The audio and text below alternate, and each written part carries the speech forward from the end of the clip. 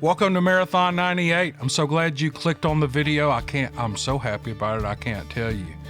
I want to say thank you to the unsung, unnoticed, and never mentioned people that have a lot to do with this channel, and those are the people who never leave a comment. Did you know that there are only about, of all the people that watch a single video, it might be 20,000, it might be 100,000 people, but it doesn't matter. Only about 1.5% of the people who watch actually leave a comment. I wanted to thank all the people who drop in to listen to these videos and never comment. You don't have to comment, that's not required. It does help me a little, but don't worry about it. No big deal. Man, I just love telling these stories, and I'm not kidding. I'm not blowing smoke. I'm being serious. Thank you to the people who never leave a comment. All right, I'm gonna quit yakking. We're gonna get into four. I got 4 Bigfoot stories in this video. 4. It's a real marathon. All right, here we go.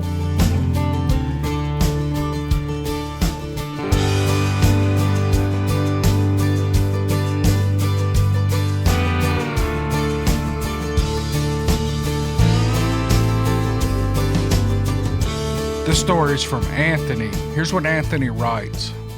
I'm from North Texas. I had an encounter when I was 16 years old. I remember it as if it happened a few seconds ago. It was a Friday night after an out-of-town high school football game. I had played my hardest and I was ready to get home. We got back to our school at 11:30 that night, and I had to drive an hour to get to my house. I had an old junky truck with a small hole in the gas tank and it leaked. I usually carried a bucket in the bed of the truck to catch all the gas. I'd shove the bucket under the gas tank and just let it drip all day or as long as I was away from the truck. I climbed in the truck that night, not even thinking about the bucket, and I backed over it, spilling all the gas out onto the ground. Perfect timing as usual. I got out and I threw the bucket in the bed of the truck and I left seeing that I had half a tank. I'd make it home, no problem. Well, I got halfway home and I ran out of gas. That's the night that I discovered my gas gauge was messed up too. I got off the road and I called my older brother to come get me. He said it would be an hour before he could get out there, so I was forced to wait in the truck on a dark, deserted road in the Texas sticks. There were tall trees bunched together alongside the road, and I couldn't shake the feeling that I was being watched. I shrugged it off as nothing and I tried to sleep, but the feeling wouldn't go away. I was tired and sore from the game, and I guess I did fall asleep just sitting there. I woke to the sound of a deep, powerful roar. I jumped and I accidentally hit the horn, and then, not 10 feet in front of the truck, a creature stepped into the road. It stopped and it stared straight at me through the windshield. It was silhouetted in the moonlit road, but there was enough light for me to see that it was massive. I'm guessing it was 8 or 9 feet tall. Its eyes I will never forget. The eyes were black as coal and they were evil. My first instinct was to get out and run, but that thing was too close. I feel like it would have been on me the minute I stepped out. So I closed my eyes and I hoped that it would go away. Maybe it would lose interest in me. I kept my eyes closed for what felt like an eternity. Relieved when I heard the sound of a truck pulling up beside me. It was my brother and he saved the day. I had never been more excited to see that guy. We put some gas in my truck and I made it to my house. That thing was so big he could have easily reached in and pulled me out and killed me in a terrible way. I often can't sleep at night due to the nightmares. I'm 18 years old now and I refuse to go on that road at night due to the memory. And that's the end of the story. Anthony, dude, I don't even know what to think about that. I mean, it's like a classic horror movie. Running out of gas on a deserted North Texas road, way out in the sticks, and a Bigfoot steps in front of you. It's not funny, but it kind of is. It's like, if that happened to me, I'd say, man, that's just my luck. That's what happens to me everywhere I go. So Anthony, it's a great story. I'm glad you shared it with us. We all enjoyed it. And I hope you've gotten rid of the nightmares and are able to move on with your life. You got a lot of years ahead of you, buddy. Keep your head up. Thanks. Okay, this man doesn't say whether to use his name or not, so I'm not going to, but if he hears it, he'll recognize this story. I've been enjoying your stories that you read for a few weeks now, and I wanted to share my own. The problem is, I have many that I wished I could summarize into one story, but I can't. So for now, I'm just going to pick one. A few years ago, I took my two little dogs for a walk in a nearby state park. It was early on a summer morning, and no one was parked in the lot or otherwise seemed to be around. The park is 250 acres and well trafficked with hikers and wanderers, with a river running through it that culminates at one end of the park in a waterfall. It also has a popular swimming hole. I live in southern New England. This wilderness oasis is not as wild as you'd find out west, and admittedly a strange place to discover prolific wildlife. Nonetheless, it is there. This morning, I had the place seemingly to myself. Me and my Westie and my mini poodle walked the river line slowly and quietly. I stopped to look at the river while the dog sniffed around. Suddenly, there was a crack that broke the solitude as a big, long, thin tree branch seemed to fly out of nowhere and skim through the trees across the river, getting caught up in a tree before landing in the water. At first, I looked to see if a playful squirrel had crashed into the river, because I've seen that happen before, but there was no squirrel. It was as if someone had thrown a spear from way up high down to my elevation into that tree line. Across from there, diagonally, was a big hill. I shrugged it off and left soon after, but it was odd and sort of stayed with me. I knew that branch had been thrown, but at the time I couldn't make sense of it. A couple of years later, when after my Westie had passed away, I adopted a border Aussie. The mini poodle was old, so he stayed home while I took the younger dog out for a walk at that same park close to my home. It was winter and it was a chilly 27 degrees outside. The sun was going down and it was around 4 o'clock in the afternoon when I let the dog run off leash at the same bend in the river. There's a hill there, and on that hill are woods. It was a pretty scene, so I took my flip phone out to take pictures. I held out my arm and just snapped away at the scenery. Later at home, before bed, I was going through my pictures, enlarging and cropping and looking around inside the photos. To my shock, I saw a creature in one of the pictures after I'd enlarged it. It was as clear as day. It was sitting on the hill with its back to me, but its head turned just slightly enough toward me that I could see its ear. It was a massive creature covered in hair or fur with a somewhat pointed head. I've seen the Patterson-Gimlin film 100 times, and while I always believed there might be or could be something like a Sasquatch in existence, I thought that film was fake. Well, the creature I captured on my flip phone was solid and real, and it looked just like the one in the film. If that were not enough, I soon noticed there was another creature just like it laying down along the fallen tree next to this one, and I could see its face. It had wide, round eyes circled in white, and it too was completely covered in hair. But unlike the Patterson-Gimlin Sasquatch, this one had a face that looked entirely like an ape. It had an expression like it was shocked to see me, or maybe afraid of my loose dog. That has always puzzled me because people frequent that park, although usually not in the winter on a 27-degree day at sunset. So I don't know why it had that expression. I have the phone, but don't know how to upload that photo. Nonetheless, ever since this, I have been able to take more pictures on my Android and many more stories to tell. I will share those with you in the future if you'd like, both stories and pictures. I really appreciate your channel because it helps to listen to the anecdotal evidence of Sasquatch and gives a better picture of what it is. I have largely kept my pictures and stories to myself because I don't want to be thought of as crazy. I know I'm not crazy, and there are many, many others like me. Now, I just have a burning desire to know what Sasquatch is anyway, other than it seems half human and half ape in variations. Sir, I hope you're able to send those stories too. And you may have sent them, and there might be this email is probably 6 or 8 months old. You may have sent them since then. I'll check and see. But if you haven't, man, send them on. Send the pictures too. And like I said in my last video, they're not just blurry blobs in the woods or dark spots in a big gaggle of vegetation. I'll show them, but nobody ever sends me anything but blurry pictures, and I'm just not going to show those. So, but anyway, it's a great story. And man, Bigfoot throwing sticks at you while you're walking your dog. And I've heard stories of a lot of people just snapping pictures of things in the woods, family members in front of a waterfall or in front of a big tree line or something, and later they find stuff in that photograph. It's kind of creepy, but it's real interesting. Okay, thanks for the story, sir. I appreciate it. Okay, this man didn't tell me whether to use his name or not either, so I'm not going to. And I actually really prefer not to share names. I don't know why. I don't want to put you guys in a jam. And usually I only share first name. So anyway, enough of that. Here's what he writes. My grandparents own a 180-acre farm in Ohio near Wheeling and Moundsville, West Virginia.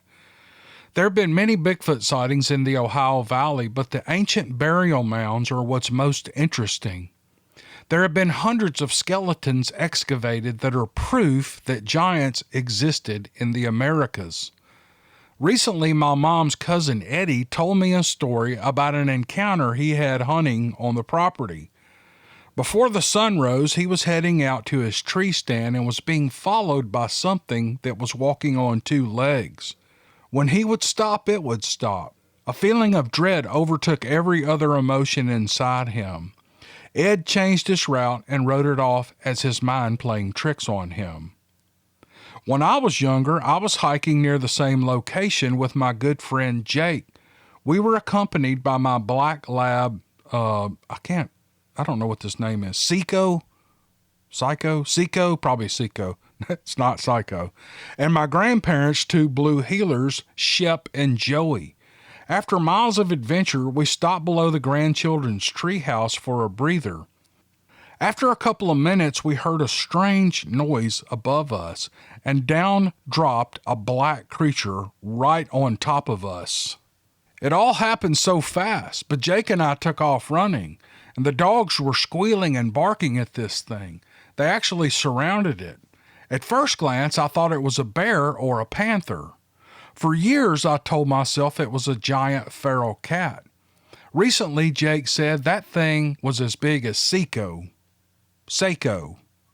S-E-I-C-O. God, I'm so sorry about mispronouncing these words, but it's just part of who I am.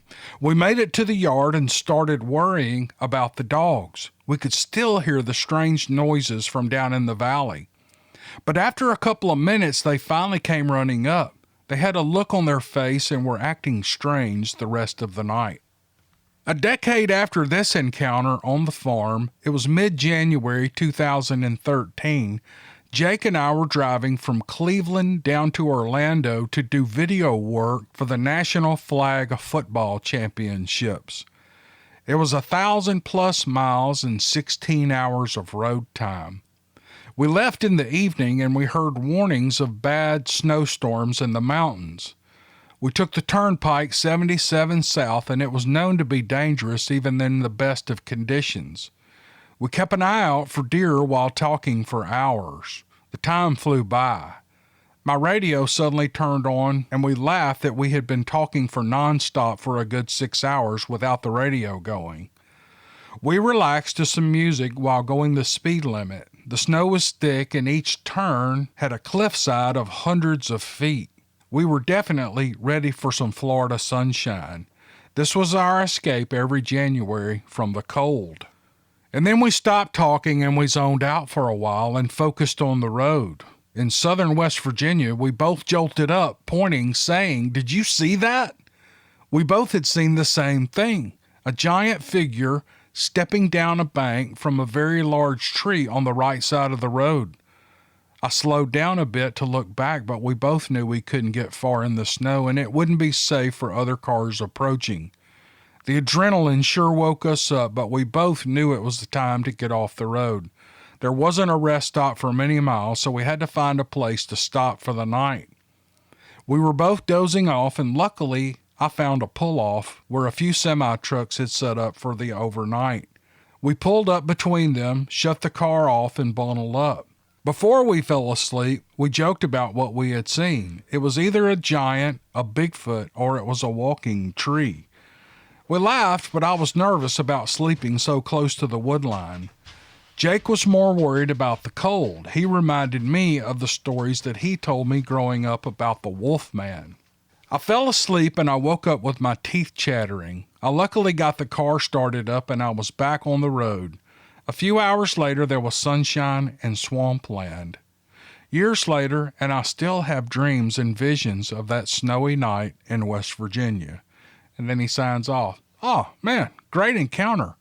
I've said it before, but that's how I want to see a Bigfoot from my car, moving. I might stop. I don't know. Depends on how close it is, but I want to stop and take a look at these things, and if I ever see one. But that's how I'd like to see one, moving in my car. Great story to the writer. You did a great job. We all enjoyed it. I appreciate you sending it to me, buddy. Thanks. This is a great story. It made me nostalgic, made me miss my grandfather. You'll know what I'm talking about when you hear it. But the man wants to stay anonymous. Again, that's no problem. And here's what he writes.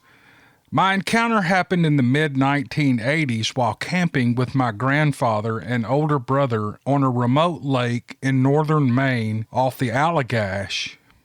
I was 10 years old at the time, and my brother was 18, recently out of the Marine Corps. My grandfather loved the outdoors, and this cabin had been in our family for over 120 years. The lake was remote, and it was difficult to get to because there were no roads to the lake, so we had to bring a canoe and all of our supplies and carry them through the woods to the lake's shore to get access. Once there, we had to ferry our supplies across the lake to the cabin. The cabin had not been used for a couple of years, so we spent the first few days cleaning and chopping wood before we got a chance to do what we came to do, trout fish. I'll never forget how bright the stars were from the lack of ambient light. This place was amazing. It actually had an old cast iron stove that looked like it was from the late 1800s and a propane refrigerator that must have been put in sometime in the 1940s.